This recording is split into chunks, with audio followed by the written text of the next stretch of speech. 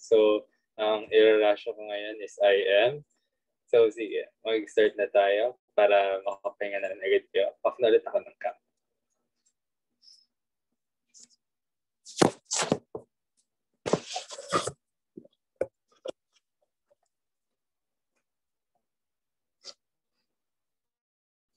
Hello? Kita ba yung screen ko? Yes, kita. Yung pag-drawing ko, kita? Yup. Okay. Ayan. Inom lang ako tubig.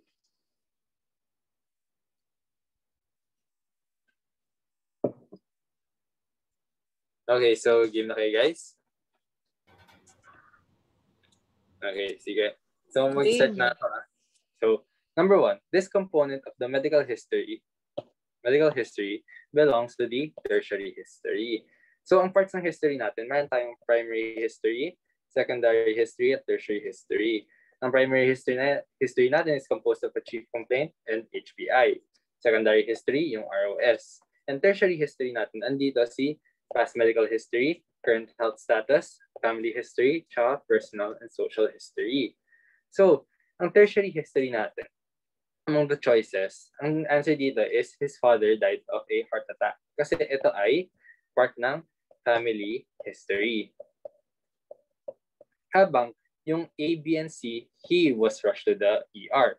He has dyspnea and palpitation. And he had episodes of chest pain in the past. So this is in relation to the patient. So ito ay part ng ating primary history. Pero actually, kahit hindi nyo alam kung ano yung tertiary history and stuff na to, actually, it's good to have testmanship skills then. Kasi kung hindi kayo familiar what the tertiary history is, pwede nyo ma-deduce yung answer by using testmanship skills na makikita nyo, out of all these choices, si A, B, and C, si D lang yung hindi nagre-refer sa patient. So yun lang, parang para sa akin na, like, importante na if you don't know the question talaga, try nyo i-deduce na lang yung answer from the choices. Kung ano yung pinaka-iba, possible na yun yung sagot. Well, ako, personally, yung ginagawa ko. Okay. So, ito, next. So, a 32-year-old male consulted because of fever, cough, progressive dyspnea for the past 2 weeks. Tapos nun, sige, para shortcut na lang, meron daw siyang meniscus sign. So, since may meniscus sign siya, ano yung expected finding daw on physical exam? So, ano ba meron pag may meniscus sign ang patient? Clear naman ako, di ba? Yung voice ko? Hello? Yep, clear. Okay. Sige, so yan. Ang meniscus sign, ang nagre-refer to the presence of a pleural effusion. So here, pleural effusion. When you have a pleural effusion, you have a mediastinal shift away from the effusion.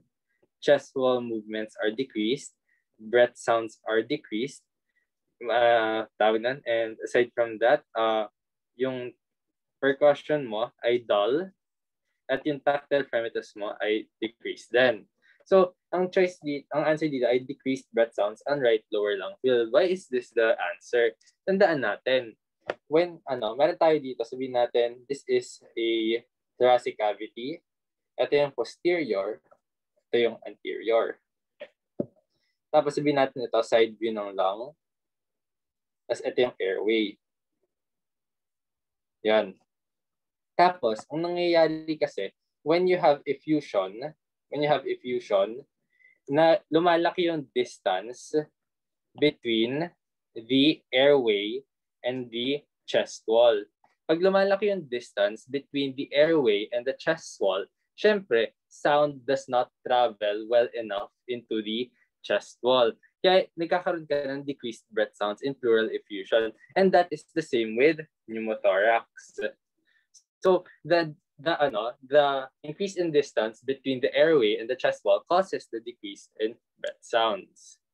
Etong choice A, an increase in the breath sounds on the right lower lung field. Mali to kasi yun yung sagot, decrease. Pero anong condition yung mag-i-increase ng breath sounds? Well, ang mag-i-increase ng breath sounds would be the presence of a consolidation.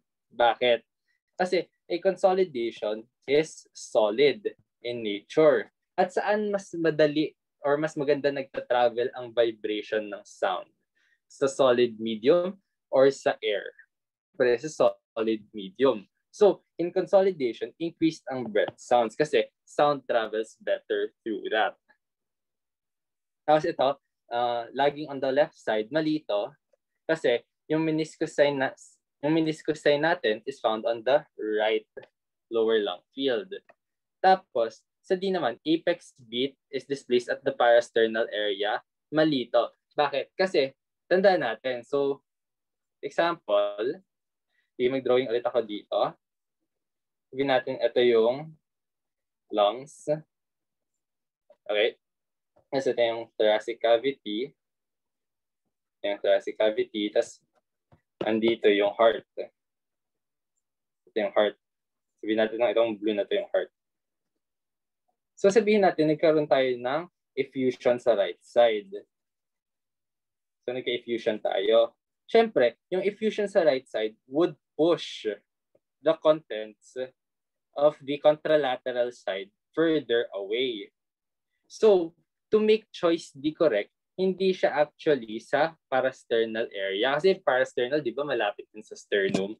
Most likely, pag meron siyang effusion on the right side, ito ay made-displace into the anterior axillary line.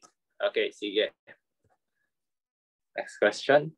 So ito, the cornerstone of chronic hyponatremia is water restriction. So actually, lahat ng choices na to, pwede sila gamitin for chronic hyponatremia. Pero si water restriction lang talaga yung pinaka-cornerstone natin. Just to give a brief discussion, tandaan natin, ng hyponatremia is a serum sodium of less than 135 millimole. At tandaan natin, there are two types. We have acute hyponatremia, which is hyponatremia that occurs within less than 24 hours, and chronic hyponatremia, which is a type of hyponatremia that occurs in more than 48 hours. And well, generally, mahirap kasi kuhain yung timetable when a patient starts to have hyponatremia. So most patients, you treat them as chronic.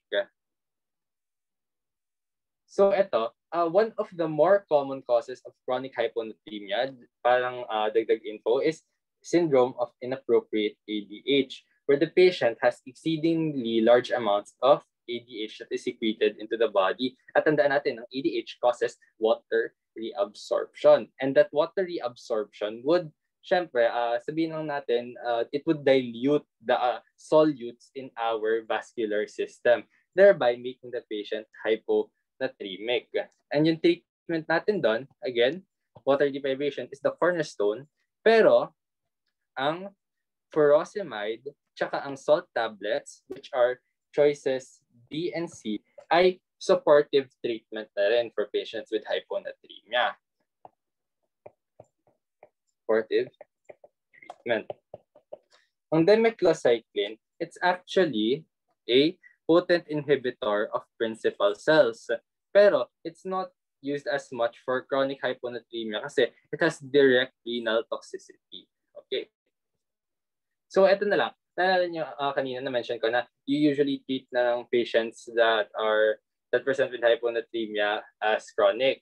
Kasi it is important also to remember that you should treat hyponatremia slowly. And the reason why you have to treat patients with hyponatremia slowly, kasi if you correct the electrolytes too fast, they might manifest with osmotic demyelination syndrome. Na dinidiscuss ko lang ito kasi possible na lumabas kasi mga importanteng points to remember. Okay, so don't treat hyponatremia too fast due to the risk of osmotic demyelination syndrome. Okay. So ito, next question, most accurate diagnostic workup of determining iron stores. Okay, so in our body, remember that there are two types of iron. Iron is in two forms. It is in storage iron, and this is iron in the liver, reticuloendothelial system, and the bone marrow. And meron tayo yung transport and functional iron. Yun yung iron that is in the form of hemoglobin, myoglobin, and cytochrome. So okay, tandaan lang natin, may two forms si iron again, storage and transport and functional.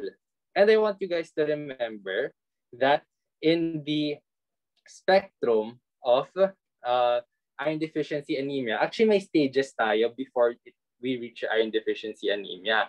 Yung stage 1 natin is iron depletion or negative iron balance. Yung stage 2 natin is iron deficient erythropoiesis. At yung final stage natin would be iron deficiency anemia. And what I want you guys to remember is that the first form of iron that we lose in our body will be storage iron. Storage iron. At ang storage iron natin, how do we measure it? Well, ito kasi sakto yung tanong is about iron stores. The best way to measure storage iron would be through serum ferritin. So serum ferritin is a reflection of storage iron, which is why serum ferritin is a very sensitive test, the most sensitive test for detecting if a patient will develop iron deficiency anemia.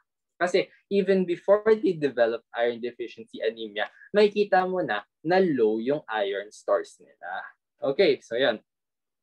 So ito, naglagay lang ako ng ibang mga table dito para makita nyo kung ano pa yung mga ibang values na nagiging abnormal. So parang example, yun nga, the first to become abnormal in a patient that will develop iron deficiency anemia would be serum ferritin. Then pag nasa stage 2 na sila, makikita ka na ng decrease in the serum iron itself and the saturation percent per se. At pag iron deficiency anemia na kasi yung patient, ano yung pinaka nag-iiba? Well, in iron deficiency anemia, makakakita ka na ng changes in the RBC morphology at nagiging microcytic at hypochromic na. Okay? So, just to give a quicker overview, meron pa ako isa dito, mas simple siya. I want you guys to remember na in stage 1, ang unang change mo would be in serum ferritin. In stage 2, makikita ka na ng decrease in the iron saturation. At in stage 3, doon ka na makakita ng changes in the RBC at hemoglobin. So yun lang. Baka lang kasi matanong na parang what is the test that would change during what stage of anemia. So yun. Pero ito, sa tanong na to, what diagnostic workup determines iron stores? Serum ferritin. Okay. Sige. Okay lang ba? Am I going too fast? Okay naman, Orly. Okay, sige. So yan. So ito, naglagay pa ako ng ibang table dito na it's not part of the question, pero maganda na rin to review na what are the values that would differentiate iron deficiency anemia from other common anemias such as B12 anemia and anemia of chronic disease. But you can review this on your own. Okay. Next, meron tayo dito, ultrasound-guided thoracentesis was done on a 45-year-old male. And using Light's criteria, what result would be consistent with transudative pleural effusion? So first of all, so may two types of pleural effusion tayo. We have transudative and exudative. First, ang transudative natin is due to an increase in the hydrostatic pressure or meron kang low plasma oncotic pressure, or pwede nang isipin mo, yung transudative, mas watery yung effusion mo. Kasi, nangyayari dito, nafi-filter out kasi. Nafi-filter out, nagiging filtrate natin yung yung ating yung blood dito. So, eto nangyayari sa transudative, meron kang low protein and LDH, kaya sa transudative pleural effusion, mas clear yung fluid, mas clear. Pwede mo isipin mas watery. Yan.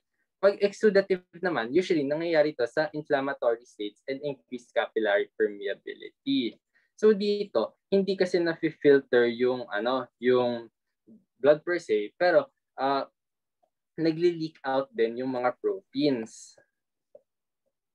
So nangyayari dito sa sa exudative pleural effusion, it's high in protein and LDH. So ito, medyo mas mas murky yung itsura ng pleural effusion dito.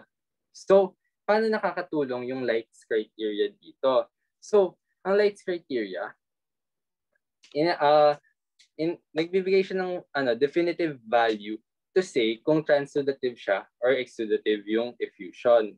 Tapos ginagawa niya, nag-reneration niya yung amount of protein and LDH from the pleura and the serum. Okay. So ito. So pag parang para sa akin, para madali lang tandaan kasi yung transudative pleural effusion natin, yung transudative pleural effusion, mas watery yung yung parang characteristic niya. Therefore, wala siya masyadong laman. So para madali tandaan, basta less than 0.5, 0.6 yung ratio natin sa protein and LDH when we talk about transudative na pleural effusion. Kasi pag exudative, marami siyang protein, marami siyang LDH. Okay. So dito, among the choices, ang sagot kasi dito is yung pleural fluid, protein mo is less than 0.5. Yun yung pinaka-reflex of transudative. Kasi unang-una, A, yung yung LDH mo is more than 200 or more than 2/3. Yun nga, parang sabi ko kanina, pag exudative ang fluid, mostly, mas marami siyang laman. So itong A natin is mas nagpo-point to a exudative effusion. Etong C, yung pleural fluid natin, nakalagay dito more than 0.6. So ito, nagpo-point out din to an exudative pleural effusion. So yan. So para madali na tandaan, pag sa Light's criteria, pag less than, most likely transudative yun. Pag more than, more of exudative. So ito, bakit hindi D? Kasi yung mali dito sa D is that 0.5 na LDH ratio. Dito sa Light's criteria, ang LDH natin ang LDH na ratio sa transudative is less than 0.6. So yan. So paano mo matatandaan sino yung 0.5 at sino yung 0.6? Well, para sa akin parang madali tandaan, si LDH kasi yung L niya, para siya, medyo magkamukha sila ng 6. So yun yung ginagawa ko, para lang madali tandaan. Tapos si protein, well, basta siya na lang yung 5. So yun. Okay, sige. So clear so far ba, guys? Yes, Orly. Okay, sige. So yun. So here, ito, meron tayo number 9. So ito, pinapa-interpret lang yung ECG tracing. So, sa ECG na to, well actually, ito, magdi-discuss na lang din ako ng mga common ECGs na makikita just in case. Pero ang sagot dito, ventricular tachycardia. Bakit? Well, to make it easy, tandaan na lang natin, just look at the QRS. Pag narrow QRS, tandaan natin, atrial in origin yung impulse natin. Pag wide QRS, ventricular yung origin ng impulse natin. So, or to make it simple, basta makakita kayo ng wide QRS, matik na iisipin nyo, ventricular siya. So, eto, in this case, since makikita nyo na wide QRS yung nandito sa question natin, alam nyo agad na ventricular in origin. Tapos among sa choices, isa lang naman yung ventricular na sagot. Si ventricular tachycardia. Okay. Pero ito, discuss lang natin yung iba pang mga ECG tracing. So here, so meron tayo si sinus tachycardia. Si sinus tachycardia, makikita nyo, dahil sinus siya, meaning physiologic rhythm siya. Tapos, dahil sinus siya, kompleto si PQRST. Okay. And aside from that, dahil alam natin na physiologic siya, saan nag-originate yung parang yung electrical impulse natin dito? Siyempre, sa atrium. Kasi di ba normally, sa atrium talaga nag-originate yung electrical impulse ng heart kasi andun yung SA node. Okay. So yun. So may kita nyo, in sinus tachycardia, you have narrow QRS. Yun. So, pag narrow QRS, alam nyo na agad na, hindi ito ventricular in origin. Tapos dahil yun nga, sinus siya, makikita nyo, meron kang P, Q, R, S, T. Kompleto. P, Q, R, S, T. So dahil alam natin na kompleto si P, Q, R, S, T, tapos nun, mukhang mabilis yung heart rate niya, this is a sinus tachycardia tracing. Ngayon, how do we differentiate a sinus tachycardia sa kamukha niya, which is a supraventricular tachycardia? Well, madali lang. Pareho kasi ang sinus tachycardia at supraventricular tachycardia na narrow QRS. Narrow yung QRS nila. Pero, ang difference nila, si supraventricular tachycardia, walang P-wave. No discernible P-wave. Makakita ka lang ng QRST, QRST. Diba? Pansin nyo, walang P-wave dito. So that is one way to differentiate sinus tachycardia from supraventricular tachycardia. And eto, just to add na lang, a paroxysmal supraventricular tachycardia would be, kasi ang meaning ng paroxysmal parang sudden or pabigla-bigla. So, in patients with paroxysmal supraventricular tachycardia, makakita ka ng normal na tracing, then suddenly, yung typical supraventricular tachycardia tracing. So, yun lang yun. Next. Okay. May naman, what if wala tayong makitang discernible P wave? Tapos nun, meron kang narrow QRS. Ito ay atrial fibrillation. Okay. So, yun. Kasi pag atrial fibrillation, erratic na masyado yung pag-contract nung atrium. Kaya wala ka na makita masyadong P-wave dyan. As compared to atrial flutter, makikita ka dito ng sawtooth flutter. Then, a narrow QRS. Ayun. Okay.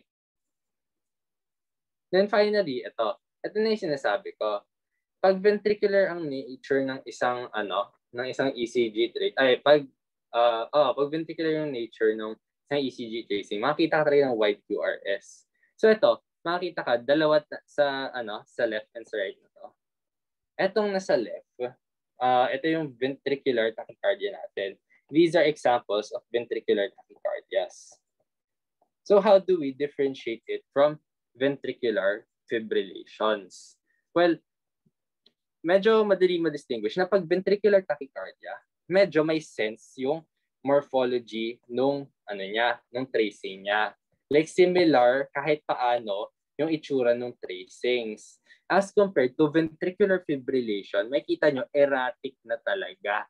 Erratic na talaga yung itsura ng tracing. So those are the ways to differentiate the two of them. Pero nakikita nyo na yung difference pag atrial yung origin versus ventricular yung origin ng tracing. It's all in the QRS. Okay. Next. Meron tayo dito. We have yung case natin, we have a 65-year-old postmenopausal woman who is hypertensive with dyslipidemic and with chronic stable angina. Meron siyang atenolol, simvastatin, tapos nitroglycerin. Tapos doon, meron siyang allergies to aspirin tsaka enalapril. So ang tanong dito, what drug should be added to her regimen to reduce her risk of a cardiovascular event? Well, isa-isahin na natin yung mga meron siyang drugs. Meron na siyang atenolol. Ang atenolol, it is a beta blocker. At itong beta blocker na to can already control it can already control or decrease the myocardial demand. Tapos nun, meron tayo dito simvastatin. The simvastatin, it is a HMG CoA reductase inhibitor. Tapos, what it can do is, well, syempre, it could help by decreasing the lipids and also by stabilizing the atherosclerotic plaques. Next, we have nitroglycerin. Nitroglycerin is a nitrate, and it is used to, well, vasodilate and thereby increase myocardial supply. So, ito yung mga roles ng current drug ng patient natin. Pero ano ba yung kulang sa kanya? How can we reduce her cardiovascular event?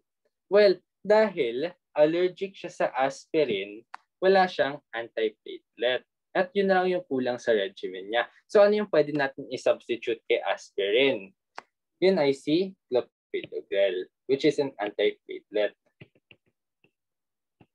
And this can reduce the risk of thrombus formation. Okay, so yan. Kasi walang cross-reactivity yung allergy ng patient sa aspirin to clopidogrel. So yan. Okay, next. So here. So ito, meron daw tayo dito, 68-year-old patient. Meron siyang diabetes mellitus, bronchiectasis. He was admitted because of a 5-day history of cough, fever, and dyspnea. And the treatment appropriate to this patient, if the patient has a CURB 65 score of 2. So ito, actually, ang daming sinabi sa case na to. Pero you actually only need to look at one word in this case to know the answer. Pero just to give a brief discussion na lang din of yung mga nasabi dito, I want you guys to remember na si CURB 65, it is a scoring system to determine the risk of the patient, kung kailangan niya, kung pwede ba siya as outpatient treatment or kailangan siyang i-admit. At gusto ko na lang tandaan nyo na a CURB score of 2 is already a high-risk patient. So gusto natin, pag 2 na yung score nila sa CURB 65, i-admit na sila. Ano ba yung components ng CURB? It is confusion, urea, respiratory rate, blood pressure, and age of more than 65. Pero this is from the American College of Chest Physicians. Sa Philippines, meron tayo sarili ding algorithm that we use to assess kung anong risk ng patient. So, etong algorithm na to, sure ako familiar kayo lahat dito. To classify the patient if they are low risk cap, moderate risk cap, at high risk cap. Yan. So gusto ko lang ipakita ulit yung mga algorithm na to kasi at least familiar tayo ulit dito at para ma-refresh lang. Kasi importante kasi baka magbato sila ng question kung yung patient ba ay for outpatient lang, for ward admission and such. Tandaan natin, yung patient natin, meron siyang diabetes mellitus at bronchiectasis. So pwede na natin siya ma-consider as a patient with unstable comorbid conditions. Thereby, either nasa moderate risk na siya or sa high risk cap. Pero wala naman siyang signs of either severe sepsis or need for mechanical ventilation. So, forward admission lang siya, which is yung ginawa naman sa question, which is inadmit naman siya. So ngayon, yung tanong, sige, punta na tayo kung paano sasagutin yung tanong na to. So, ano ba yung meron sa patient na to at ano yung bibigay natin sa kanyang antibiotic? Actually, pag nabasa niya yung bronchiectasis, that's already enough to answer the question. Tandaan nyo na lang guys, pag yung patient mo, meron siyang pneumonia at meron siyang bronchiectasis or COPD, itong patient ito at risk for getting a certain microorganism. At ito, this is Pseudomonas. Yan. So if a patient has COPD or bronchiectasis, they are already at risk of getting Pseudomonas. Itong paragraph na to, nakuha ko to sa CPG, Philippine CPG ng pneumonia. So yun. So anyway, so since alam natin na at risk na siya for Pseudomonas, ano yung bibigyan nating antibiotic? yung antibiotic na may coverage for Pseudomonas, which is si piptase. So, ayan. So, that's how you answer this question. Okay, sige. So, next, ito. Meron daw tayo dito. 62-year-old male consulted because of breathlessness. So, yung spirometry niya, ito daw yung result. Okay, so ito. Before we interpret this, gusto ko lang muna i-orient kayo. Gusto ko tandaan nyo, meron tayo dito si FVC. Si FVC is the substitute for vital capacity. And if there is a decrease or abnormality in the FVC, this is a sign of a restrictive ventilatory defect. Next, meron tayo dito si FEV1 or forced expiratory volume in 1 second. This is it is a measure of the severity of a ventilatory defect. Tapos meron tayo dito FEV1 over FVC ratio, and a decrease in this would mean the presence of an obstructive ventilatory defect. So gusto ko na lang i-emphasize, if you have a low FVC, restrictive. If you have a low FEV over FVC, that is obstructive. Tapos nun, ano yung magic numbers natin for this? Di ba? May mga, sure ako familiar pa kayo dito, na ang normal FVC should be more than 80% predicted. Meron tayo dito, si FEV1, dapat more than 80% predicted. Tapos si FEV1 over FVC, dapat more than 70% predicted. So, ito yung magic numbers natin na para malaman kung normal ba yung values ng patient. Yun. Pero, kung titignan nyo dito, hindi binigay yung magic numbers na yon. Ang binigay is yung itong values na to specifically. Pero ito, gusto ko na lang tandaan nyo yung sinabi ko kanina na pag low FVC, restrictive, pag low FEV1 over FVC, obstructive. Let's start from that. So, how do you know kung low siya or high? You look at the LLN or lower limit of normal. Sa lower limit of normal, tingnan natin muna yung kay FEV1 FVC. Ang lower limit of normal ng patient ay 63. Pero, yung actual ni patient pre-bronchodilator is 57. Is it low? Yes, it is low. Pag FVC naman, tsaka FEV1, kung papansin nyo, etong both na to ay pasok naman sa normal nila, sa lower limit of normal. Therefore, yung problem natin dito, or yung abnormally low natin dito is yung FEV over FVC. Thereby, alam na natin na ang problem natin dito sa patient natin ay obstructive. Yan. Obstructive in nature.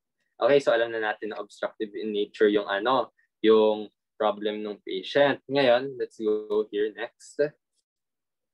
Okay. So, eto. Ano ba yung dalawang obstructive na condition natin? Pag pinag-usapan na obstructive na na airway disease, you think of two diseases. Think asthma or COPD. Pero how do you differentiate them? Gusto ko tandaan nyo that the hallmark of asthma is reversibility. Okay, reversibility. So, gagawin natin is, para malaman mo na reversible ba yung condition ng patient, tignan mo yung percent change nila between the pre-bronchodilator and the post-bronchodilator. So, paano natin malalaman if there is a good response to the bronchodilator? Check mo if there is either a 12% increase or a 200 ml increase in FEV1 or FVC. Pero, based here on the percent change, makikita natin na there's none. Walang change. Actually, bumaba pa siya after giving the bronchodilator. So, thereby, wala yung hallmark ni asthma. Thereby, ang sagot natin dito ay si COPD. PD. Okay, clear ba yun? So, just to also, sige, so para lang i-summarize ko lang ulit. Unang ginawa natin is we determined obstructive ba or restrictive yung yung condition ng patient. After natin nalaman na obstructive siya, titinignan lang natin kung reversible siya. At dahil hindi siya reversible, alam na natin na COPD. Kasi si pneumonia at TB, ito ay forms of restrictive ventilatory defects. Okay, sige.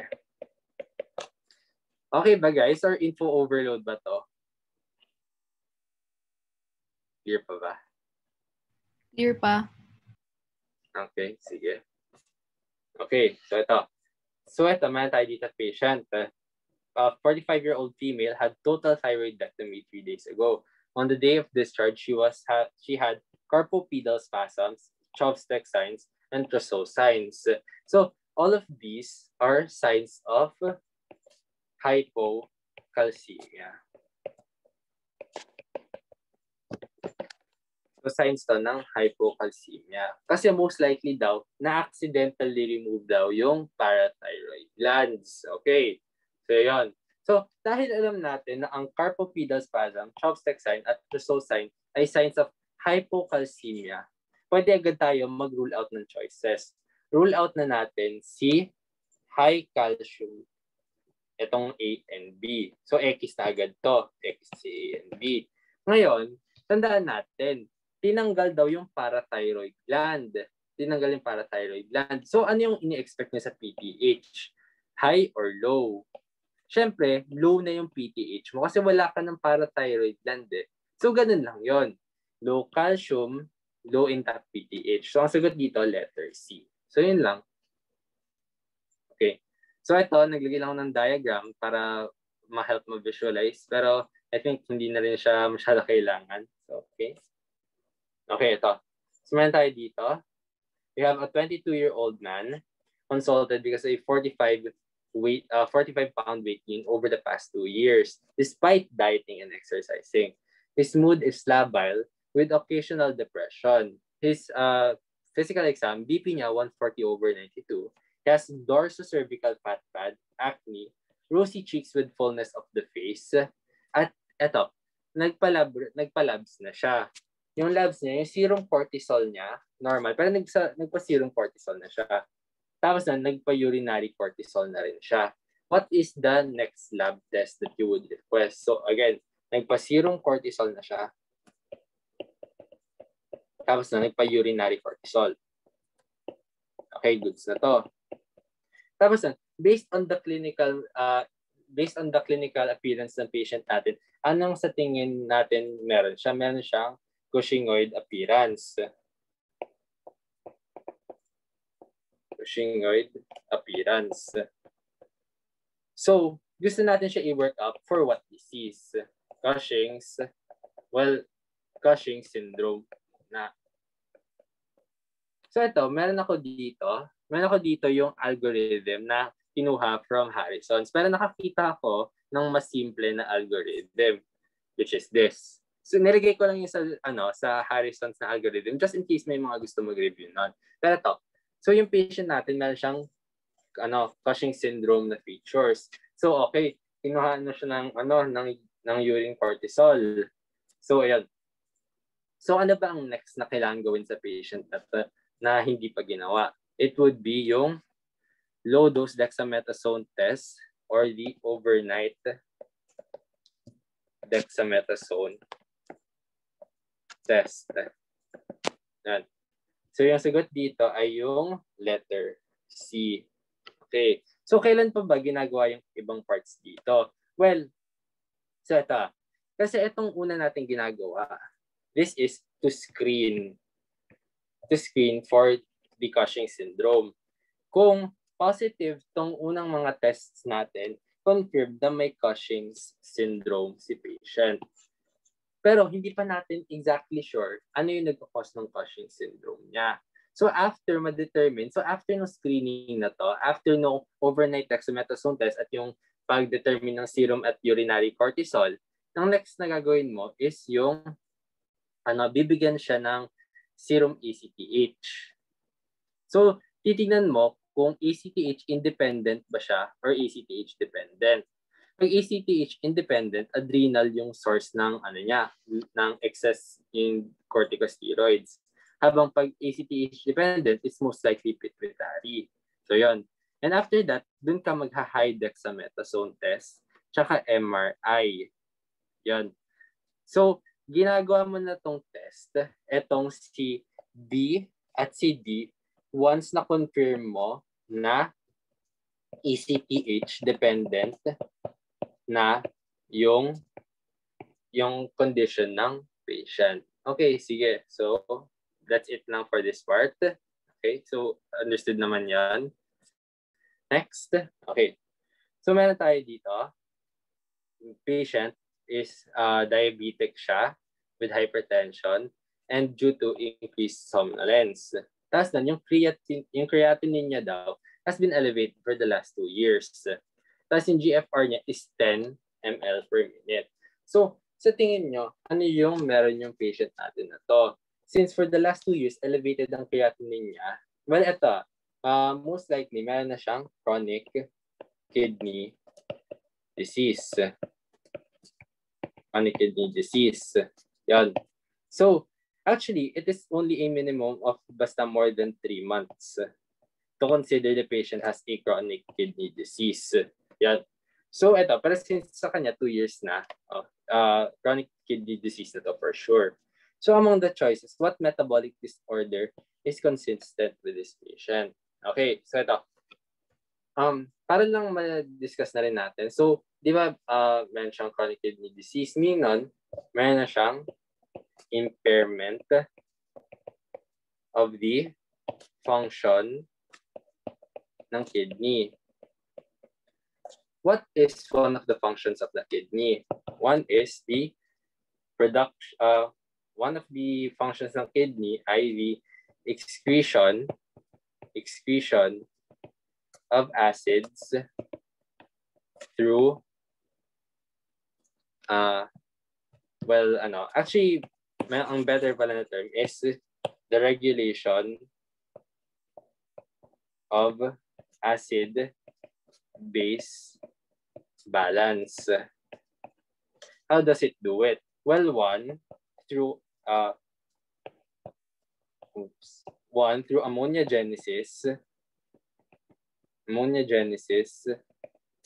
and 2 through the principal cells. Through the intercalated cells. And both of these functions help to excrete acid. Pero since yung patient natin may impairment na in the kidney function, wala ka ng excretion of acid. So most likely, yung patient natin magkakaroon ng acidosis. Ayan. So, yung A, mali agad. Okay? Mali agad. Kasi, ang patient natin dapat merong acidosis. So, naman ito. Sundan natin, meron pa isang function yung kidney, yung isang endocrine function niya, which is the regulation, the production of vitamin D. And this will help absorb calcium. Pero since may chronic kidney disease yung patient, syempre, yung pag-absorb nila ng calcium is also now impaired. At dahil impaired na din yon, ano yung ina-expect sa patient? They would have hypocalcemia. Yon. And aside from that, yung meron pa tayo dito, isa pa sa function ng kidneys natin is phosphate excretion. Pero kasi, since hindi na rin siya nagpo-function, yung kidneys natin maayos, there would be phosphate accumulation. And actually, gusto ko tandaan nyo to, na phosphate is inversely proportional to calcium. So nangyayari dito, dahil sa phosphate accumulation and the lack of vitamin D, lalo yun magkakos ng hypocalcemia. Pero therefore, ang answer natin dito, sa ano yung ini-expect nating metabolic disorder in patients with CKD, it would be hyperphosphatemia. Okay. So letter D, bakit hindi polycythemia? Kasi well, yung kidneys natin also function by producing EPO or erythropoietin. Pero since hindi na nga rin nagpa-function ng maayos yung kidneys natin, yun nga, wala ka na rin EPO masyado. Thereby, actually, you would have anemia, hindi polycythemia. Okay, so yun. Right, next. Ito.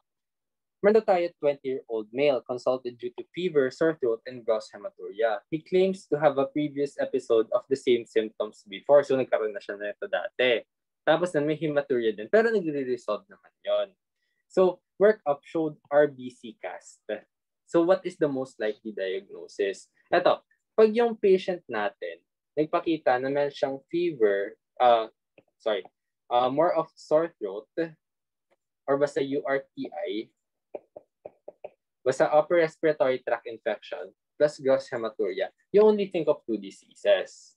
You think of IgA nephropathy tsaka post-strep glomerulonephritis. Pero anong difference nila? Well, it would be yung time. So ang IgA nephropathy, usually, yung hematuria niya is days after the upper respiratory infection. Kaya usually, ang tawag rin kay IgA nephropathy ay synpharyngitic. Pharyngitic. Yung SYN, it's a prefix that means with. So So, pag yung patient mo, meron siyang sore throat plus hematuria na within days lang nag-occur, isipin nyo IgA nephropathy. Pero pag yung patient nyo nagka-sore throat and mga weeks after, dun siya nagka-hematuria, mas isipin nyo post-glomerular nephritis. Okay. Yan. So, what about the other diseases? Well, aside from itong keyword na sore throat at gross hematuria, meron tayo dito RBC cast. Ang RBC cast, I want you guys to remember, ang RBC cast is usually associated, RBC cast are usually associated with nephritis rather than nephrosis. Among the choices natin, A, B, and D are nephritic. Habang si C ay nephrotic. So, RBC cast pa lang, alam nyong nephritic to, rule out nyo na agad si C. Okay? So, si A, B, and D na lang. Pero kasi, si anti-GBM disease, wala siyang kinalaban kung may upper respiratory tract infection yung patient. So, yun. So, matik na agad. Basta, sore throat, hematuria, dalawa lang isipin nyo, IgA nephropathy, post-strep. Tapos nun, isipin nyo na lang kung within days ba or within weeks. Okay. Yan. Aside from that, gusto ko lang rin tandaan nyo na isa pa sa pwedeng ways para i-differentiate ang IgA nephropathy from PSGN would be yung C3. Ang C3 ng IgA nephropathy, normal. Habang ang C3 ng PSGN, reduced. Okay. Hello? Sino yun? Okay, sige. Moving on. Okay. So, naglagay lang ako dito ng figure for urinary cast para lang at least familiar kayo sa ibang mga casts and what they usually mean. So, usually, pag hyaline casts, this would mean na yung patient may pre-renal acute kidney injury. Pag meron siyang RBC cast, tandaan nyo, nephrotic. Kasi yung cast sa pag RBC cast, nephritic. Kasi pag nephrotic, ang cast mo, pag sa nephrotic, yung cast mo ay fat oval bodies or mga fatty cast. Habang pag chronic kidney disease, tandaan nyo, waxy or broad cast. So yun. Yun yung mga important casts to remember. Okay, so yun. So, next naman here, So, 68-year-old presented to the emergency department with fever, dysuria, flank pain. Tapos nun, ito, para lang to make it quick, nahanapan siya ng ESBL E. coli. What should you start him on? Ito wala akong makita references, pero ito kasi naalala ko from pharma na tinuro na basta ESBL, yung organism, matic na ibibigay niya sa kanila ay mga carbapenems. Yan. Basta ESBL yung organism, isipin niya agad, carbapenems. At sa choices, anong way yung carbapenem dito? Si imipenem. Yan. Normally, gusto ko rin tandaan nyo, pero normally, kung pag hindi ESBL organism, ang treatment natin for this patient, kasi ito, ano bang meron yung patient natin? Meron siyang pyelonephritis. Pyelonephritis. Yan. Normally, ang treatment ng pyelonephritis would be fluoroquinolones such as ciprofloxacin. Pero since nagbigay na ng organism yung question, yun nga, since specify pa ng ESBL, ang bigay nyo na ay yun nga, carbapenems. Okay? So sinasabi ko lang kung ano yung binibigay normally, kung hindi binigay yung organism. So kung yung tanong tungkol sa pyelonephritis lang, tapos wala pang organism na binibigay, yung empiric treatment nyo ay fluoroquinolones. Okay, sige. So hopefully clear naman yon. Okay, so ito. Meron tayo dito, 53-year-old male presents with chronic diarrhea and complains of a tingling sensation of his fingers and easy fatigability. So, ito, meron daw siya pale palpebral conjunctivae and sa peripheral smear showed megaloblastic anemia.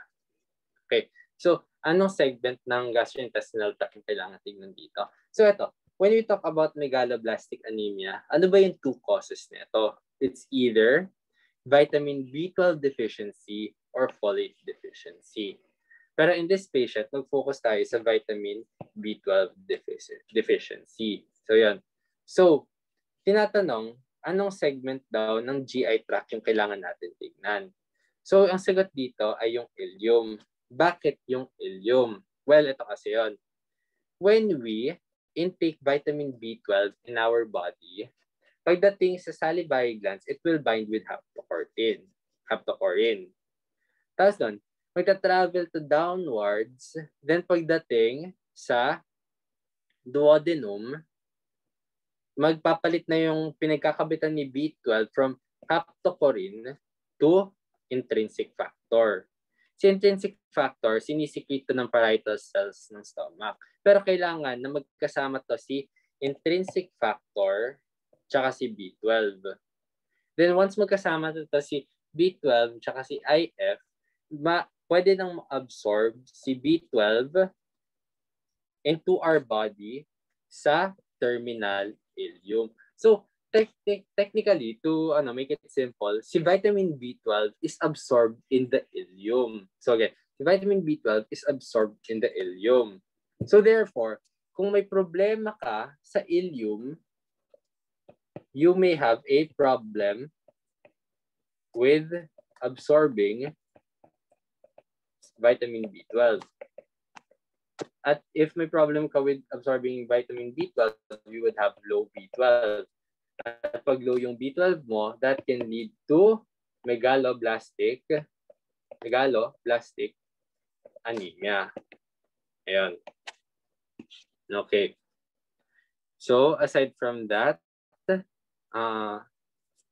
sige. Okay na pala yan. Alright. So, next question na tayo. So, ito, meron daw tayo dito patient. So, meron daw siyang lupus. Alam natin na may lupus siya. Tapos, then kept on hydroxychloroquine and came for a quarterly follow-up with these lab results. So, meron siya hemoglobin of 130, hematocrit of 39, WBC of 3. So, generally normal siya except for a positive protein of 1. Positive protein of 1. Tsaka, meron siyang few RBC, pero konti pa naman to, so medyo negligible. Okay, so yan. So, tandaan natin. Gusto ko lang sabihin na in patients with lupus, nephritis is the most serious manifestation. Most serious manifestation ang nephritis. in patients with lupus. So this is something that we have to look out for. So, pero tingnan natin sa choices. Ang sagot dito is advise the patient to continue her current medication. To continue her current medication. Even though meron ng choice to work her up for lupus nephritis. So bakit ito yung sinagot? The reason for that, kasi normal pa yung C3 niya. And usually in patients with lupus nephritis, they already have low C3. Yan. Pero since normal pa yung C3 ng patient, despite having proteinuria na that is mild and a few RBC, no need to work her up pa for lupus nephritis. So continue on lang siya. Tapos lang, yung BNC, aggressive antibiotic therapy, tsaka anti-CD220 monoclonal antibody therapy, unnecessary sila. Kasi mukhang stable naman si patient. Okay. Ito, inad ko lang to. Kasi lumalabas to sa samplex kasi. Like, what do the antibodies in lupus what do they represent? So ito, ang ANA, it's a highly sensitive screening tool for SLE. So si ANA good for screening. Si anti-dsDNA tsaka anti-SM, they are specific. Highly specific sila. Pero ang gusto kong natandaan nyo, si anti-dsDNA, ang presence niya correlates with disease activity. So pag mas mataas ang anti-dsDNA nyo, mas malala yung lupus. So yun yung unique sa kanya. Next, I want you to remember din dito, si anti-RO tsaka si anti-LA. Their presence would increase the risk of congenital heart block. If sabihin natin, yung patient natin naging pregnant, sabihin natin meron tayong lupus patient, pregnant siya. Gusto natin tingnan kung may anti-RO or anti-LA siya kasi yung developing child niya might develop a heart block. Okay? Yan. Si anti-phospholipid naman, importante siya kasi kung present to, this predisposes the patient to fetal loss. So, pag present tong antibody na to, they are prone to abortion. Yan. So, yun lang. Mga parang quick notes lang on yung mga importance ng mga iba't ibang antibodies. Okay. Meron tayo dito. Next question. So, meron tayo 45-year-old female was diagnosed with Graves' disease. Tapos 1 month ago, binigyan daw siya ng methimazole. Yung patient natin, naka-propranolol na din. Tapos is also on sitagliptin and metformin.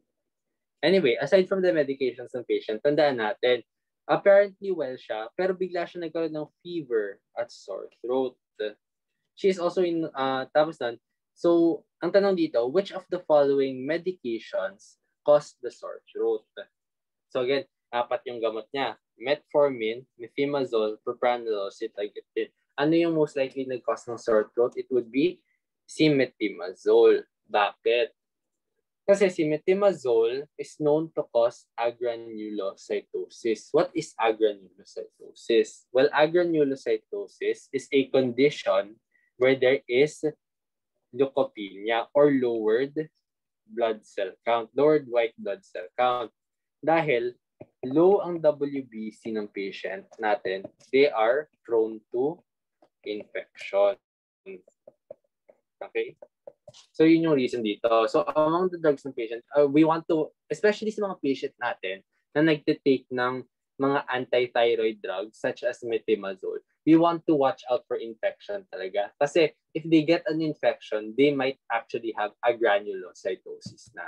Pero aside from that, what are the side effects na gusto natin i-watch out for these patients? Well, ito, agranulocytosis is the most serious side effect ng methimazole. Pero what is the most common? The most common side effect of our anti-thyroid drugs will be maculopapular rash. So tandaan niyo na. So sige, sulat lang dito. Most common side effect nila maculopapular rash. Tapos, pero ang most serious side effect ng methimazole ay agranulocytosis. Pero, si PTU naman, ang most serious side effect ni propylthiouracil ay hepatotoxicity. Yan. Though actually, si methimazole tsaka si PTU, they both have the risk of developing hepatotoxicity. Ang problem kasi, si PTU, idiosyncratic yung chances niya of having hepatotoxicity. So meaning yun, unpredictable sino magkakaroon ng hepatotoxicity sa patients na nagpi-PTU, which is why ang first line natin will always still be methimazole. Okay. Sige, so na ako, well, 50% through na ako dito. Pero kamusta? Gusto ko lang i-check kayo, guys. Okay pa? Gusto ko lang i-check yung chat. Gusto ko lang i-chat. So, kaya niyo ba mag-chat kung okay pa kayo? Okay, sige. Okay, sige. Alright, sige. Balik na ako dito. Okay, so, ito na yung mga chat niya. Okay, next question na tayo. Which of the following manifestations are characteristic of acute pancreatitis? So ito, may iba't ibang klaseng pain tayo dito. A, we have gnawing hunger-like epigastric pain that radiates to the back. B, periumbilical pain followed by right lower quadrant pain. C, steady boring epigastric pain that radiates to the back. D, cramping periumbilical pain that can be diffused. So ito. So ang answer dito, for acute pancreatitis, for acute pancreatitis, ang pain talaga niya is steady, boring epigastric pain.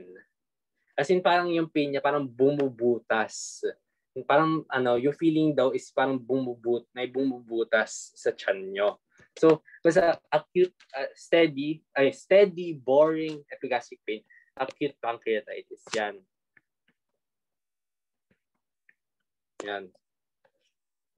So, ano naman yung mga condition dito sa mga ibang choices? Well, ang gnawing hunger-like pain usually associated to with peptic ulcer disease. Ang periumbilical pain followed by RLQ pain. This is very important kasi this is a very characteristic pain in appendicitis. Tandaan nyo in appendicitis, kasi di ba palagi dinidiscuss sa cases natin, pag appendicitis, right lower quadrant pain. Pero kasi, that's not always true. A very characteristic pain talaga ni appendicitis is what we call a migrating pain. At yung migrating pain ni appendicitis is from periumbilical to right lower quadrant. Kasi, pag yung patient mo comes into the emergency room, sabi, masakit yung right lower quadrant niya. Tapos sinabi niya, yun yung first time na sumakit, na wala siyang periumbilical pain before. That's, pwede mong babaan yung suspicion mo na appendicitis yon. Okay? Basta importante na migrating pain siya. Hindi siya RLQ agad. Okay. Tapos itong cramping periumbilical pain can be diffused. So most likely, this could be IBS. Yan. Okay, sige. Next question. So meron daw tayo patient, end-stage renal disease na siya. Nagda-dialysis na siya for 7 years. Pero, rushed siya sa ER due to dyspnea. Hindi daw siya makahinga. She denies productive cough or fever. She had missed 3 treatments due to financial constraints. So, yan. So, naka-miss siya ng dialysis session. What would you expect in this patient? So, tandaan natin, ano bang purpose ng dialysis? Dialysis, it acts like your kidney. Kaya nga ang tawag kaya ang dialysis, it is a form of renal replacement. Replacement therapy. So it access replacement of your kidney, of course. Pero kasi nakamiss siya ng 3 treatment. What would you expect sa volume ng patient na to? Kasi ito, most likely, mga patient na to, hindi na sila nagkakaroon ng urine output eh. So since nakamiss siya ng treatment, most likely, they had, itong patient na to, nag-volume overload. Nag-volume overload siya.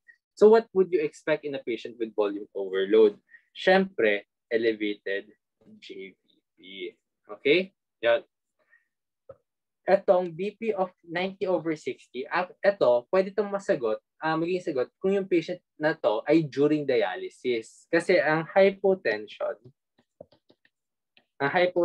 is actually the most common complication of hemodialysis. Okay? So, yan. So, okay, para isulat ko dito, pag missed dialysis, think volume overload. Pag during dialysis, ang expected complication natin dito ay hypotension. Okay, yan, good. Alright, so okay. Okay, so far so good. Yung ibang choices, they don't really matter too much. Okay, sige. Inom lang ako water, siglet. Yan. Number 5. So yung patient natin, 46-year-old patient, complaining of abdominal pain and vomiting for the past 2 weeks. And etong patient daw natin, nagsasuffer si gastric outlet obstruction. What physical examination is compatible? So pag gastric outlet obstruction, nangyayari sa patient natin na to, drawing lang ako ng badly drawn stomach. Yan. Stomach to guys Yan, stomach. So nangyayari, nagkakaroon ka ng obstruction daw dito. Most likely pwedeng inflamed yung nagkaroon ka ng inflammation in the pylorus and such. Yan. So dahil may gastric outlet obstruction siya, mangyayari dito sa stomach natin, madidistend siya ng contents. Especially pag, example, kumain yung patient natin. Kumain siya. Siyempre, obstructed yung gastric outlet niya. So, magre-retain to ng food and water. Magre-retain to ng food and water. Yun. So, ano yung gusto nating i-elicit na side dito? Yung i-elicit natin dito sa patient na to ay the presence of a succussion splash. Paano ini-elicit yung succussion splash? Gagawin natin is, maglalagay tayo ng stethoscope sa epigastric area. Tapos gagawin natin is i-grab natin yung both sides ng patient sa hip. Tapos, isi-swish natin yung patient on left to right. Parang isi-swish mo yung abdomen ng patient left to right para makarinig ka ng sloshing sound. Kasi mangyayari dito dahil sa nag-accumulate na contents ng stomach, makakarinig ka ng succussion splash. Ayun. So pag basta may succussion splash, gastric outlet obstruction yon. Ano naman tong mga ibang choices? Ang borborygmi, normal sound lang to. Ang dullness on all quadrants, parang ang labo naman nito. Pero basta, X yan. Pero ito, presence of fluid wave. Ang presence of fluid wave is a test for ascites. Yan, test for ascites to. Tapos nun, so what is the test for ascites? One of them is yung fluid wave. Mga gagawin mo is itatap mo yung abdomen ng patient. Pag example, magtatap ka sa right, makakaramdam ka ng pag-wave ng fluid papunta sa left. Yan. Tapos meron naman tayo shifting dullness na pag i-percuss natin yung abdomen ng patient, tapos i-move natin yung patient on their side, tapos titingnan natin kung nag-shift yung dullness. Kasi yun lang. Pero yun.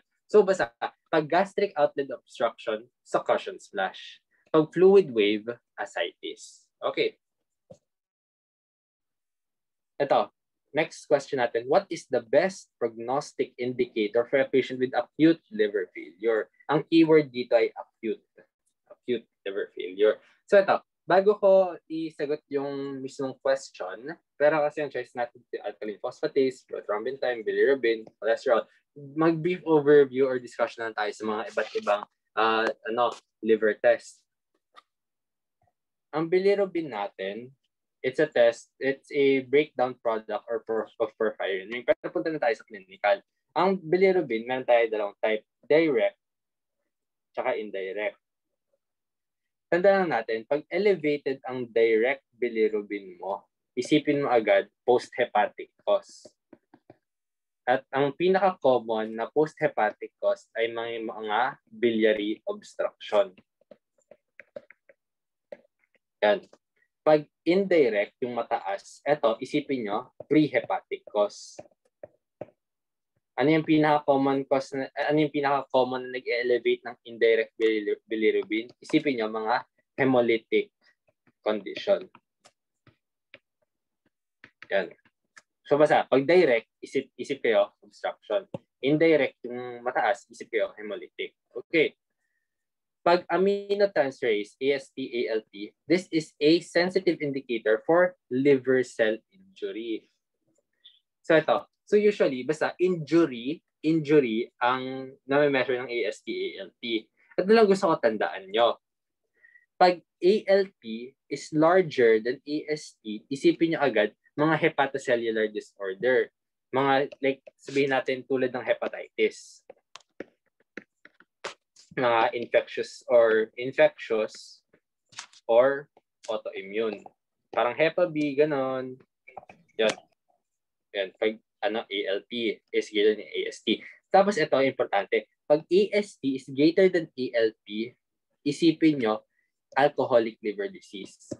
Alcohol. Yan. So, ito yung very important lang na maalala nyo sa AST, ALT. Usually naman, pag AST is greater than ALT, isipin nyo agad alcoholic liver disease yun. Pero pag ALT is greater than AST, it could be anything else. Okay. Para naman kung alkaline phosphatase. Ang alkaline phosphatase, pag elevated siya, usually suspect ka na ng biliary tract disease. Fast facts lang tayo. Fast facts. Pag serum albumin, actually, ang serum albumin, it is actually a functional. Oops, mali. It is a form of liver function test. Kasi tandaan natin na ang albumin natin is synthesized exclusively by the hepatocyte. So meaning nun, pag mababa ang albumin natin, meaning hindi nagsa-function ng maayos yung liver natin. Pero ang problema kasi, long half-life si albumin. Hindi niya tayo mabibigyan ng acute na function ng liver. So sino yung pwede magbigay ng acute function ng liver? It would be yung coagulation factors natin. Kasi ang coagulation factors natin, it's also exclusively synthesized by the hepatocyte. Pero kasi rapid turnover siya. Mabilis siya mag-respond. Na example, yung liver natin, bumaba agad yung function. For sure, unang bababa dyan yung coagulation factor. Kaya ang single best acute measure natin of hepatic function will be yung coagulation factor. So therefore, ang sagot dito sa choices na to, best prognostic indicator for acute liver failure, prothrombin time. Kasi pag elevated ang prothrombin time mo, meaning nun, you have low in extrinsic pathway coag factors.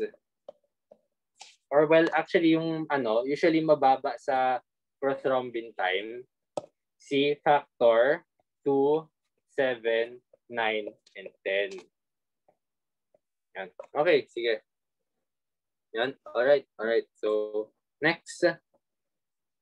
Which of the following conditions is vasculitis whereby the vessels originate from the aorta are frequently affected? So, ito. Ang sagot dito, well, itong choice natin, giant cell arteritis, idiopathic aortitis, rheumatic aortitis, Takayasu arteritis. So, medyo nakakalito yung question na to. Kasi makikita nyo, ano daw yung usually nakaka-affect ng aorta. Pero yung B at C, may word na aorta. Pampagulo lang yan actually. Kasi, ang sagot dito ay si Takayasu arteritis. Sige, explain ko to ng sobrang quick lang din. Okay, so, gusto ko tandaan nyo na meron tayong iba't ibang klaseng vasculitis at they target different types of vessels. Meron tayong large vessel vasculitis, medium vessel vasculitis, meron tayong mga small vessel vasculitis. Yan. So first, ito lang, quick facts lang sa kanila. Pag Takayasu arteritis, matik isipin nyo aorta. It usually affects the aorta. Pag giant cell arteritis, anong artery usually na-affect ng giant cell? Temporal artery. Temporal artery. Okay. So naman, ito. So, meron tayo dito, IgA vasculitis, which is a form of small cell vessel vasculitis. Gusto ko tandaan niya dito, kay IgA vasculitis or Henoch-Schönlein, it is also synpharyngitic. Actually, ang IgA vasculitis can present similarly with IgA nephropathy. Pero what is the main difference nila? So ito, ang main difference ng IgA vasculitis has extra-renal symptoms. Usually, mga patients with IgA vasculitis present with GI disturbances,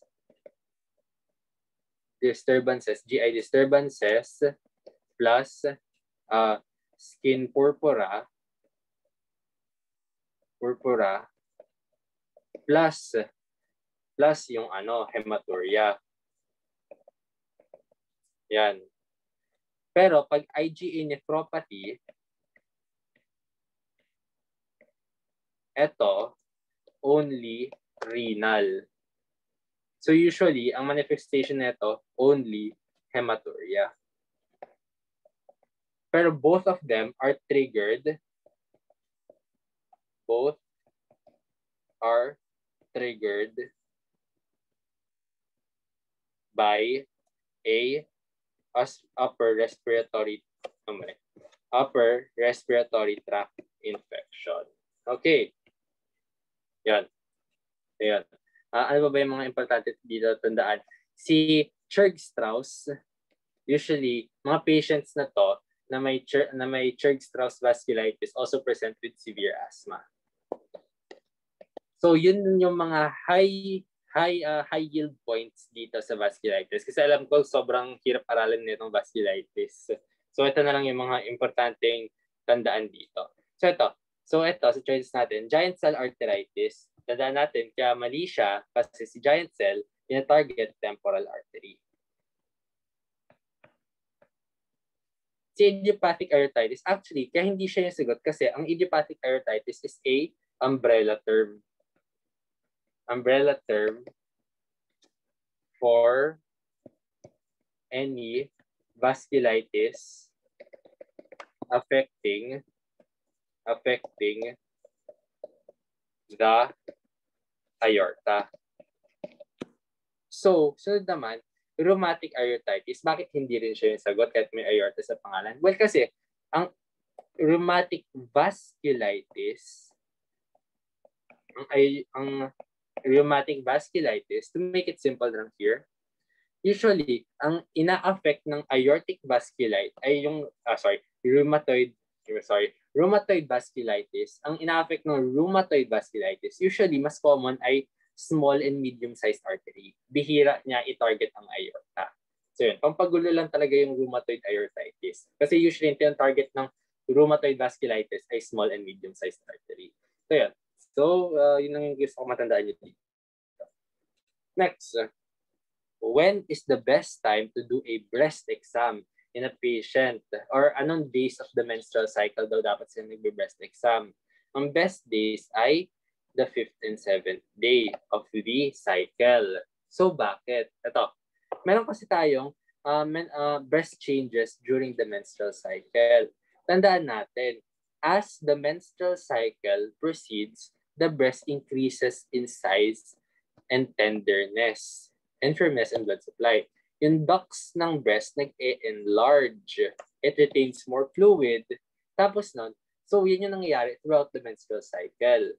So isipin nyo, pag mag-breast exam kayo the day before the menstrual cycle, it's the ducts are enlarged and yun nga, tender siya, masakit. So is it practical to do a breast exam just before the menstruation? Siyempre hindi, kasi masakit yung breast exam nun. And aside from that, kasi during the changes in the cycle, kasi di ba yung ducts natin, yung ducts ng breast, nag-enlarge din, they are prone to having also what we call fibrocystic changes. Possible na as the cycle proceeds, or usually nangyayari to late into the menstrual cycle or during menstruation itself, nagkakaroon ka ng fibrocystic mass sa breast, which could be mistaken for breast mass. So, syempre, ayaw mo nun. Nakakakos ng paranoia yon. So, when is the best time na hindi masakit yung breast at walang chances of fibrocystic changes? It would be during the 5th to 7th day. Malito. 5th to 7th day. Because the breasts are least engorged during these days. So, yun. Kaya ang sagot dito ay 5th to 7th. Kasi, yun nga, yung breast natin will be least engorged. Okay. Alright. So, yun. So, yun yung reason for that. Okay. So, next. What is the most appropriate test for a patient with dysphagia or solid food and dysphagia to solid food for 5 months na. 5 months na siyang may dysphagia to solid food. Tapos 65 years old rin pala siya. Tapos now is presenting with difficulty in swallowing water. What is the best test for this patient? Okay, so basta ang chief complaint natin dito ay dysphagia. So mayroong dysphagia yung patient natin. So, anong type of dysphagia muna? Is it oropharyngeal or esophageal? Tandaan natin, yung patient natin, yung dysphagia niya ay related to solid food and water intake. So, based on this algorithm na kinuha from Harrison's, pag related yung dysphagia to food impaction or water intake, esophageal dysphagia siya. Okay, esophageal dysphagia. So, how do we work up patients with esophageal dysphagia? So here, ito in patients with dysphagia, well, fluoroscopic swallow study is the procedure of choice in general. Pero kasi, ito, ang meron sa patient natin, esophageal dysphagia, and ito, the single most useful test for a patient with esophageal dysphagia is upper endoscopy. Kasi, meron kang direct visualization ng ng esophagus May kita mo kung may masses ba doon or anything or may lesions ba. So, ang answer dito, what is the best and appropriate diagnostic measure? It would be esophago-gastroduodenoscopy or in simpler terms, upper endoscopy. Sorry. Upper endoscopy. Ayun. So, yan. So, yun yung best initial test natin. Kasi, etong barium swallow, CT scan with contrast, high-resolution manometry are tests that you request after if to further work up yung patient. Pero anyway, ang best test for dysphagia will always be yung upper endoscopy. Yun yung best initial test natin. Okay. Next, sumendo tayo dito patient. 48-year-old male, consulted because of a 3 cm mass on the left lobe of the liver. Tapos nun, ito ay nakita daw sa ultrasound. He is cirrhotic due to chronic Hepa B. What is the most appropriate test to determine the nature of the mass? Tandaan natin, cirrhotic na siya at may Hepa B. What is he at risk for? Hepatocellular carcinoma. So, what is the diagnostic imaging modality of choice for HCC? It will be triphasic CT scan.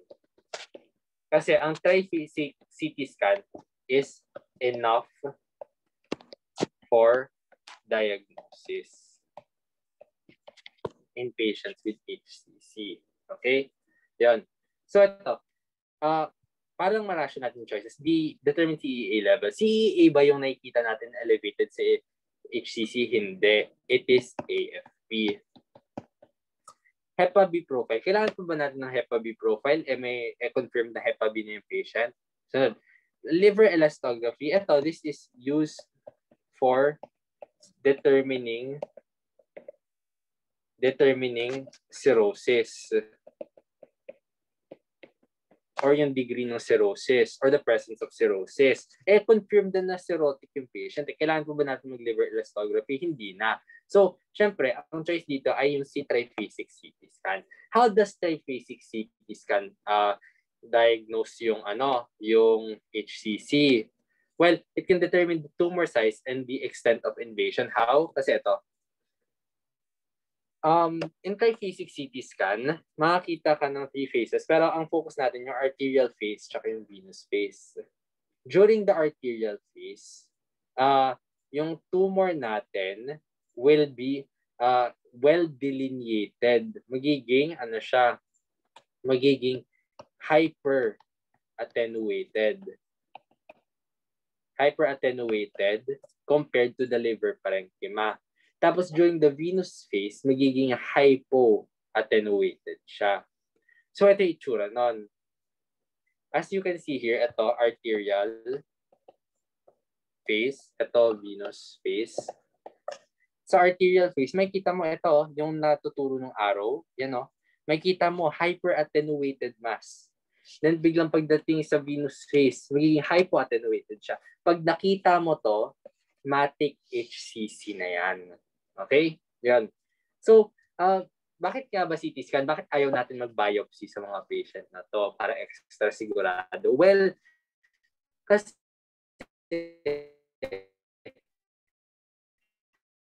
ang mga hepatocellular carcinoma ay to be vascular, ay bleeding risk ka.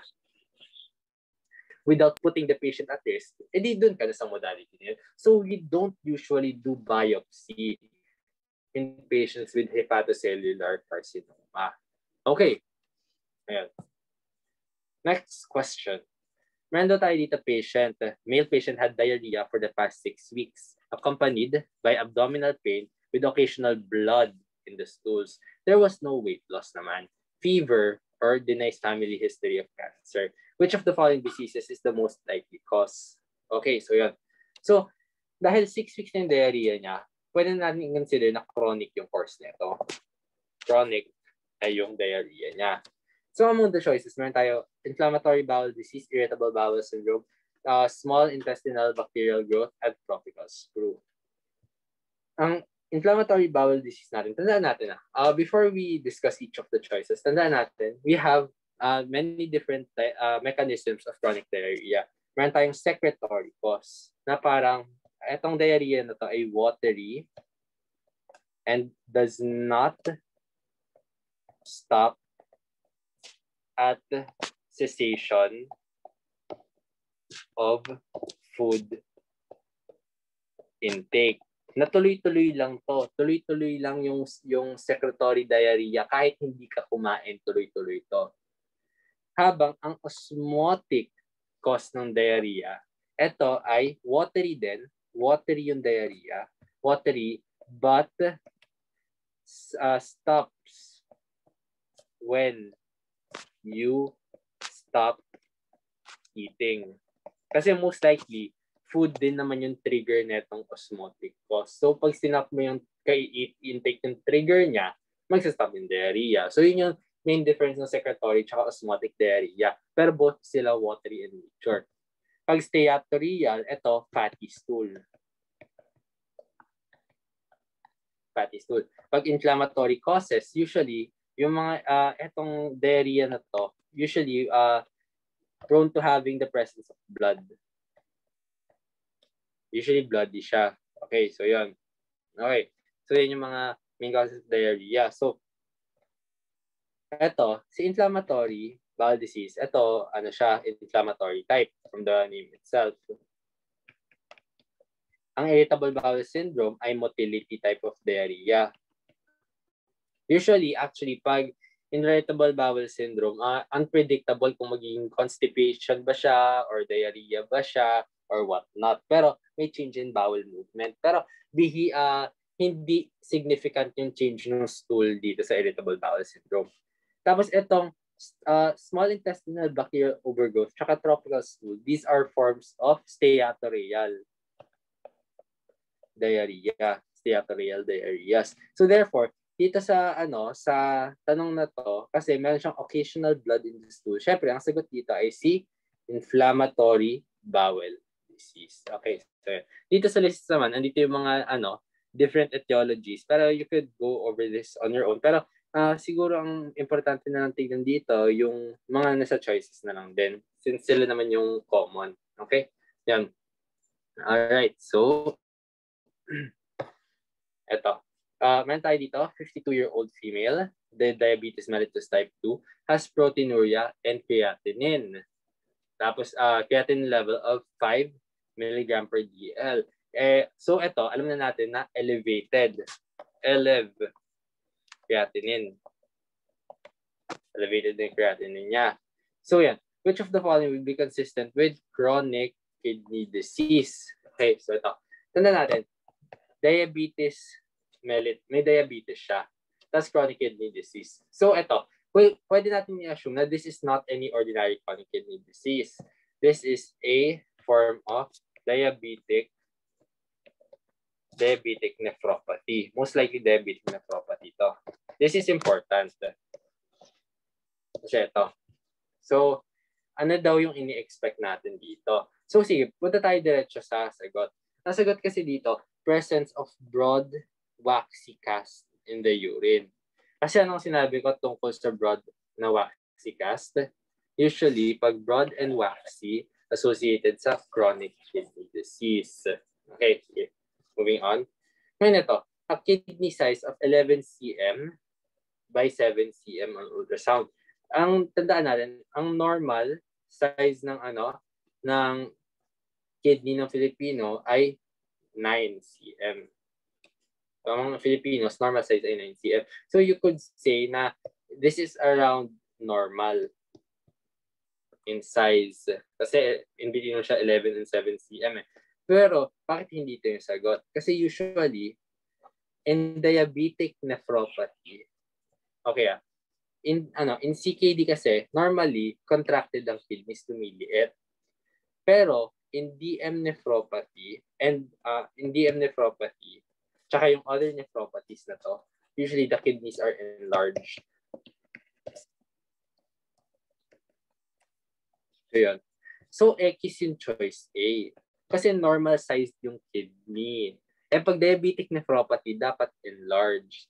So naman, B, extracapillary proliferation on renal biopsy. Nakikita mo to hindi sa CKD. Nakikita mo to sa glomerulonephritis. Okay?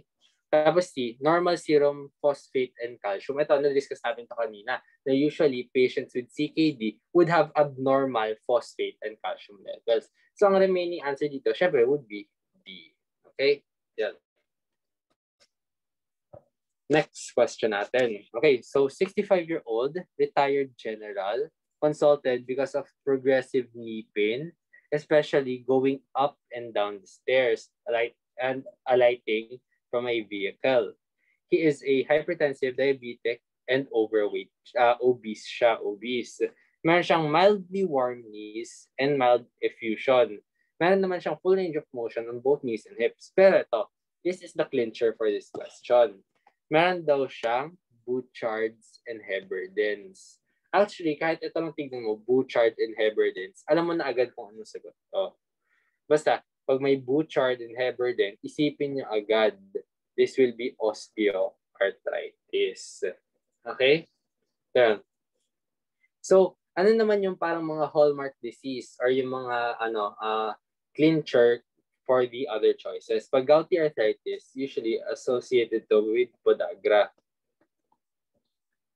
Or usually yung mga tanong dito, tayo niya, pain on big toe after alcohol binge. Usually yan yung mga cases tungkol sa acute gouty arthritis. Pain on big toe after alcohol binge. Yun. Pag reactive arthritis, usually, gusto ko lang emphasize to kasi nasa choice din si rheumatoid arthritis, is that reactive arthritis, rheumatoid arthritis present similarly.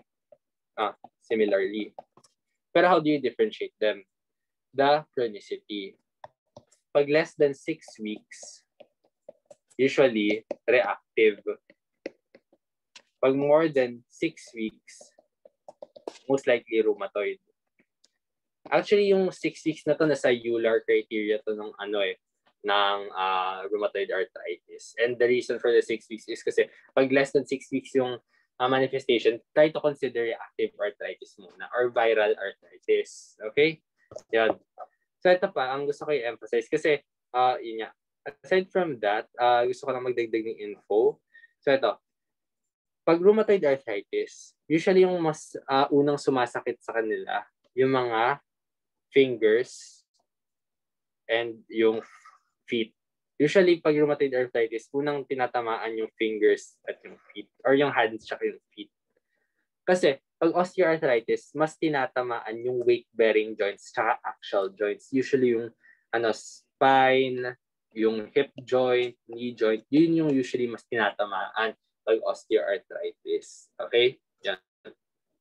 So, ito, aside from that, kasi, di ba kanina, kung si osteoarthritis may Heberden's tsaka Bouchard. Si rheumatoid arthritis naman, ito for rheumatoid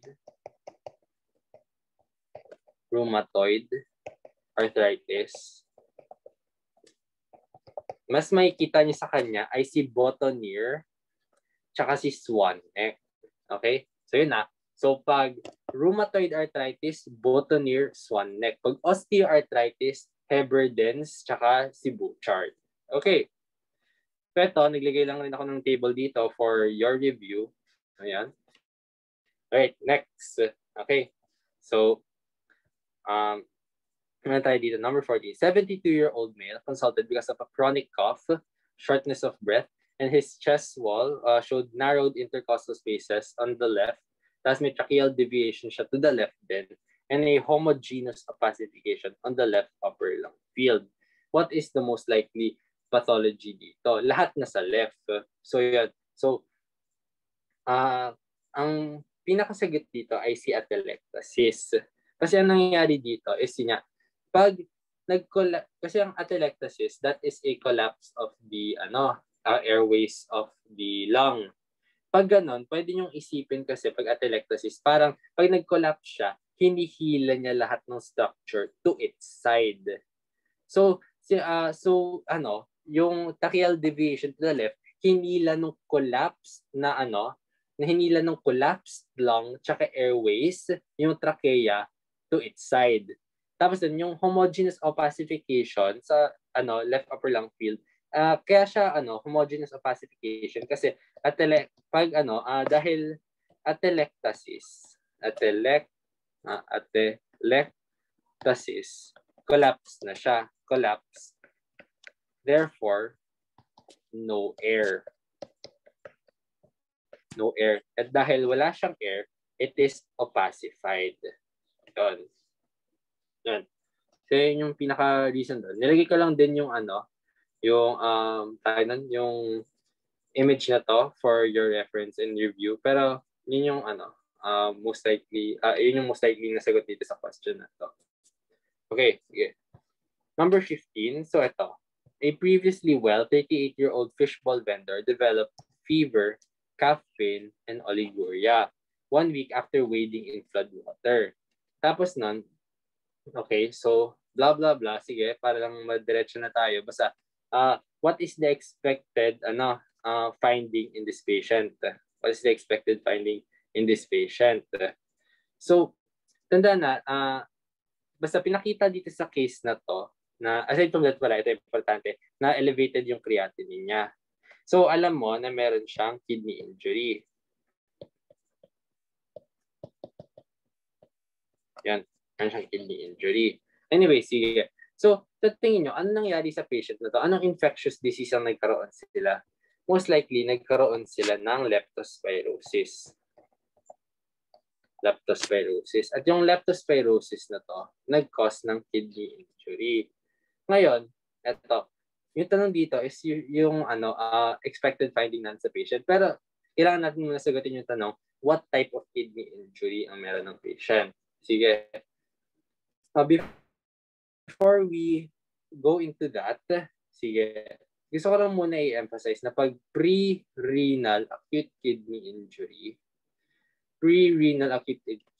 usually, ang causes nito, mga things that can decrease the renal blood flow. So, ano ba yung pwede mag-decrease ng renal blood flow? Hypovolemia, decrease in cardiac output, decrease in effective circulating volume, impaired renal regulation such as in NSAID use, ganon. Tapos, meron naman tayo intrinsic causes of AKI. So, eto, ang daming causes ng intrinsic causes of AKI. Pero gusto ko na tandaan nyo ay one of them can be infection.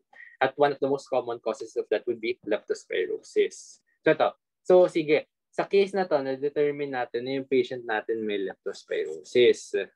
Tapos nun, alam natin na may kidney injury siya. Ngayon, what type of kidney injury? Based on the criteria kung pre-renal or intrinsic, ang patient natin merong intrinsic kidney injury. Intrinsic kidney injury. So, next. Ano ang urinary findings natin in a pre-renal versus renal? So, ito. Alam natin na intrinsic or renal yung cause ng lepto. So, ang answer natin dito sa question na to would be letter C. Low urine osmolality. So, kasi ang nakalagay dito ay usually yung osmolality ng mga patients na to ay mga around 300 lang as compared kung pre-renal more than 500. Okay? Yan. So, ano ba yung reason for this? Bakit mas diluted yung urine ng mga patients with renal na kidney injury? The reason for that kasi in intrinsic renal injury, the tubules no longer function. Ano bang purpose ng tubules? Di ba ang tubules natin, ang function nila ay to reabsorb and regulate. So, pag yung tubules natin, hindi gumagana, hindi sila nagre-reabsorb, yung nangyayari sa urine nila is nagiging mas diluted siya. Kasi hindi siya nag-a-absorb ng water. Aside from that, nagkakaroon ka ng what we call salt wasting. Salt wasting. Makikita mo sa urine ng mga patient na to, yung urine sodium nila more than 40. Habang pag sa pre-renal, less than 20. Kasi pag sa pre-renal, aside from mababa ang GFR nila, yung tubules are still working. So sa mga patients na to, there is no salt wasting. Kaya usually, sa urine ng mga patient na to, mababa ang salt content ng urine nila. Habang pag renal, diluted yung urine tapos madami pang salt. Okay? So I hope that made sense. Kasi eto, ang fractional excretion ng sodium is less than 1%, CB pre-renal. Kasi wala silang salt wasting. Tapos pag low urine low urine sodium kay pre-renal din to. Ito BC ratio of 20. Ito lang gusto ko tandaan nyo. Pag BC ratio, pag more than 20, this is pre-renal. Pag less than 15, this is intrinsic. Medyo mas complicated na kung i-explain ko bakit eh. So, wag na lang na yun. Basta ito lang tandaan nyo. Tapos nun, okay, sige. So, onting slides na lang guys. Kaya pa to. Konti na lang. Ito, meron tayo dito, 50-year-old carpenter presented with bilateral galactorrhea. Tapos nun, meron daw siyang vague frontal headaches and blurring of vision, initially described as tunnel vision. He later noted a decrease in libido as well as erectile dysfunction. What is the possible cause of his bilateral breast discharge? So, ang answer dito ay since ito, tandaan natin na meron siyang galactorrhea. Tapos meron siyang vague frontal headaches as blurring of vision. Yung klase ng vision niya ay tunnel vision. Ano yung pwede mag-present as tunnel vision? Bitemporal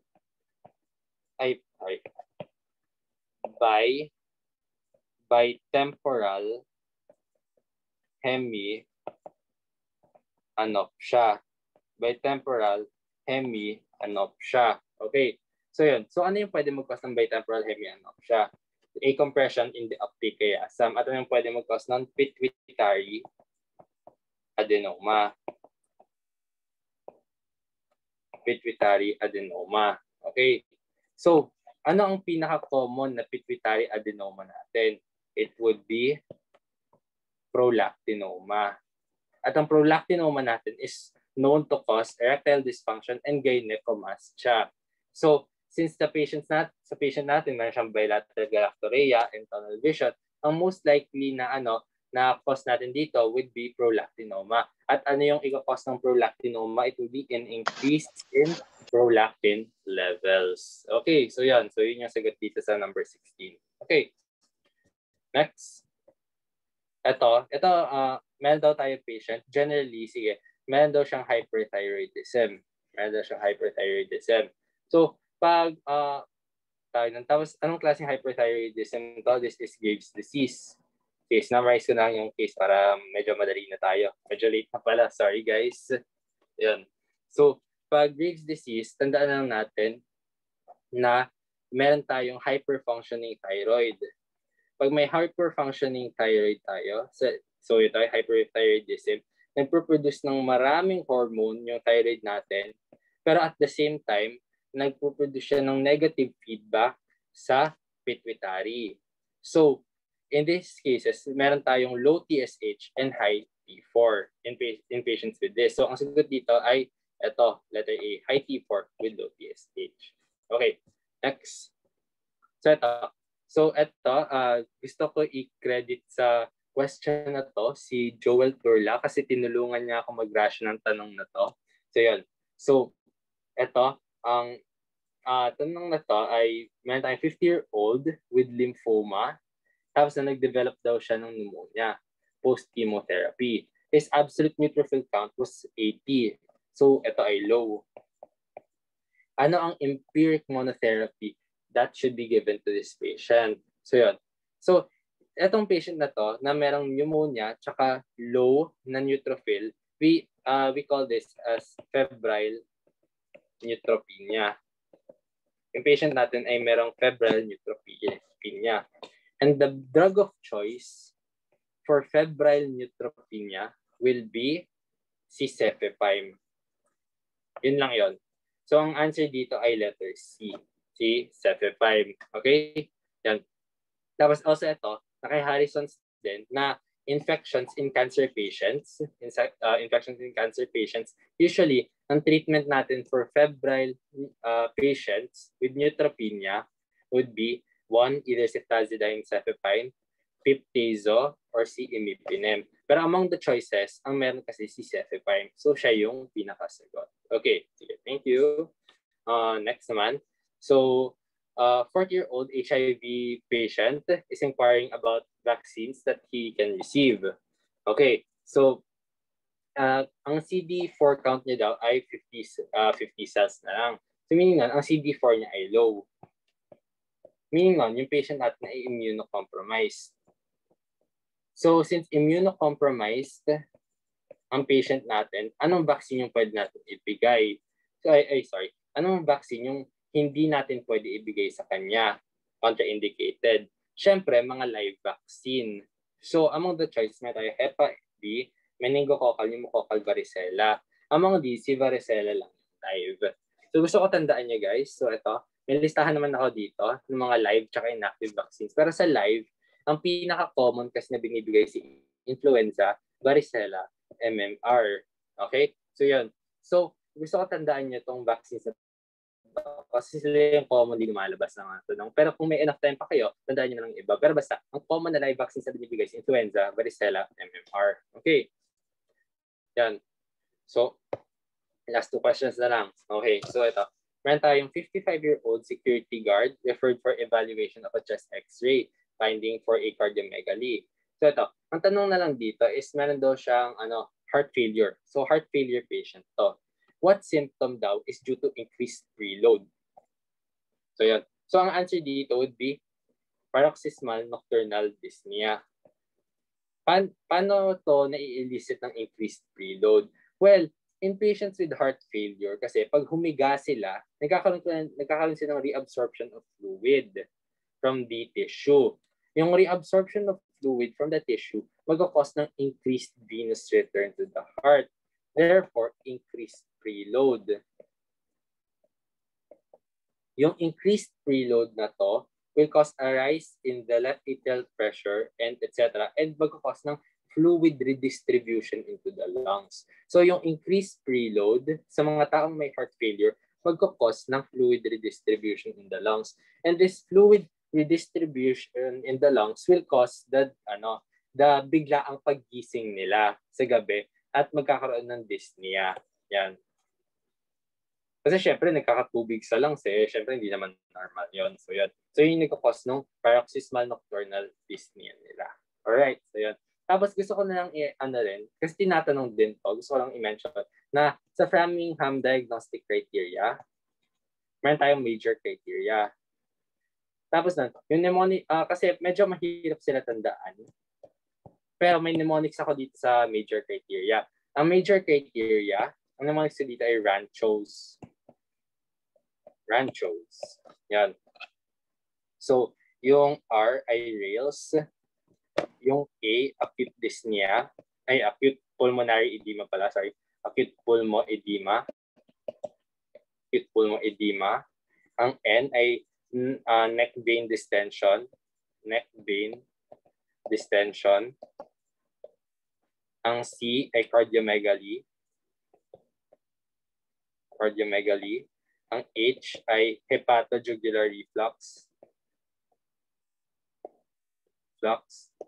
Ang O ay edema. Ay, wait lang. Sorry, hindi pa.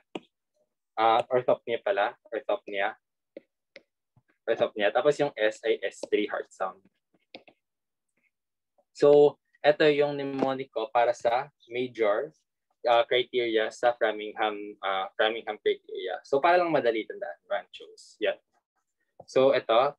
Yan. Last question na pala yun. So, gusto ko lang i-plug in yung page ko. Though, hindi pa ako nagtuturo ulit niya. Nag-hiatus ako from teaching right now. Pero, it would be a big help kung i-like and recommend niya yung hourly med. Maybe next year, kung kailan makakapag-start na ulit ako ng tutorials. Okay, so ayun lang guys. Thank you. Any questions? May question sa chat, Orly. Oh, meron saan? Active yung set AKI. Yung, question pala yung influenza nasal is active but inactive sa injection. Okay. Ayan. Actually, hindi ako masyado familiar dyan. Alam ko, tinandaan ko na lang na influenza vaccine in general is active. Yun lang naalala ko. I'll try to look more into that. Pero for now, alam ko talaga in general, considered as active siya. Kung either injection or nasal. Ayan. YT channel? Wala. Sige. I'll also send the annotated version. Ayan. So, kumusta naman, guys? Ayun nga eh. Actually, sige, try ko maghanap ng ibang reference din sa, sa influenza vaccine. Yan. Sige, so, hopefully hindi super